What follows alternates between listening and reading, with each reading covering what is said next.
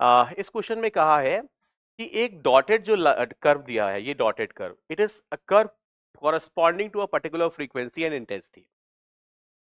अब इन्होंने कहा है कि फ्रीक्वेंसी को बढ़ा दिया जाए और इंटेंसिटी को कम कर दिया जाए।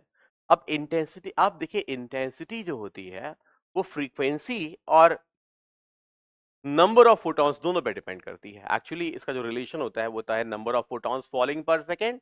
मान लीजिए वो एन डॉट है और H new upon area, this is the intensity. तो अगर फ्रीक्वेंसी भी बढ़ा दी जाए, यहां पे कहा गया है, sorry, if frequency and intensity, frequency को बढ़ाया जाए और इंटेंसिटी को कम कर दिया जाए, तो देखिए फ्रीक्वेंसी बढ़ाने से क्या होगा। फ्रीक्वेंसी बढ़ाने से स्टॉपिंग पोटेंशियल पक्का बढ़ेगा, बिकॉज स्टॉपिंग पोटेंशियल जो है वो होता है h nu by e minus phi by e, हम जानते हैं अकॉर्डिंग टू आइंस्टीन्स इक्वेशन। तो फ्रीक्वेंसी बढ़ाने पे स्टॉपिंग पोटेंशियल बढ़ जाएगा। ओके, लेकिन what will happen to intensity, intensity को कम किया गया है।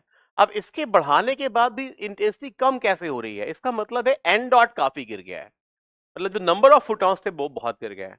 अब नंबर ऑफ फोटॉन्स अगर कम हुए हैं तो ऑब्वियसली जो स्ट्राइकिंग फोटॉन्स कम हो रहे हैं, तो जो इलेक्ट्रॉन्स निकल रहे हैं वो भी कम हो जाएंगे, और इलेक्ट्रॉन्स जो निकल रहे हैं अगर वो भी कम हो जाएंगे तो फोटो करंट फॉल करेगी।